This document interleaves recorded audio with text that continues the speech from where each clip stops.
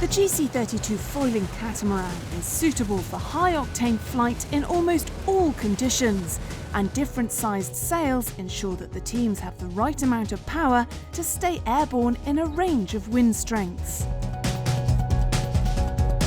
We've got 4 sails on the GC32. We've got 2 jibs, which are the smaller sails at the front, and then we've got a Jenica, which is the big sail right at the front off the end of the pole, and then obviously the main sail. When it's below 10 knots of wind speed, we use basically the big jib, the mainsail and the Jenica, upwind and downwind. And then as soon as it gets above 10 knots, we're into just the big jib and mainsail for upwind, and then when we sail downwind, we're obviously with the Jenica as well. As soon as we start increasing in wind speed to above sort of 12 to 14 knots, we then go to the small jib, which then we use upwind with the mainsail, and then when we sail downwind, obviously we use the Jenica again. If it starts getting even windier and windier, sometimes we don't use the Jenica downwind.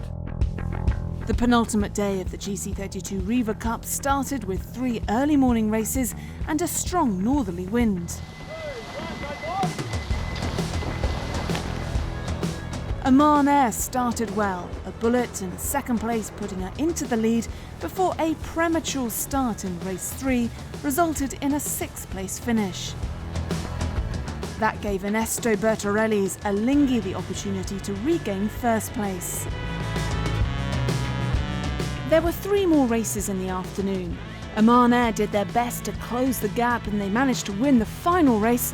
However, Alinghi made no mistakes, and with 2 bullets and a third, they finished the day with the same 4-point advantage over Oman Air as at the beginning of the day. Red Bull's sailing team was determined to make it back onto the podium and recovered 3rd place overall, while the current owner-driver leader Eric Maris's Zulu dropped to 4th. Alinghi has been the most consistent team since day one, having finished almost 80% of the races in the top 3.